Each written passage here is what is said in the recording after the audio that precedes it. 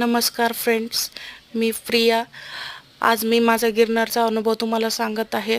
तर 23 जून रोजी आमचं गिरनारला निघायचं नियोजन झालं. नियोजन सगळं तयार झालं असताना एक 4-5 दिवस मी अगोदर खूप आजारी पडले आणि आजारी अशी पडले की प्लेटलेट वगैरे माझ्या खूप कमी झाल्या, BP वगैरे माझा खूप हाय झालेला होता, शुगर खूप हाय झालेली होती.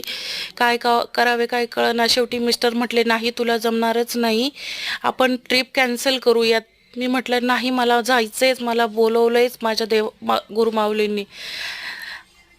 सोमवारी परत आम्ही हॉस्पिटलला गेलो असता माझे सगळे रिपोर्ट नॉर्मल आले आणि मी इतकी खुश झाले की मला आता कोणीही रोखू शकत नाही किंवा मी आता थांबू शकत नाही, मी जाणारच.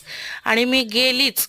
तिथे गेल्यावरती समजलं की पावसामुळे 8 दिवस झालं रोपवे बंद आहे, चढतच जावं लागेल. तेव्हा सुद्धा माझ्या मिस्टरांनी मला म्हटले की तुला होणार नाही, आपण थोड्या शिड्या चढू आणि तू थांब परत. मी म्हटलं नाही, जेवढं होईल तेवढं करूयात.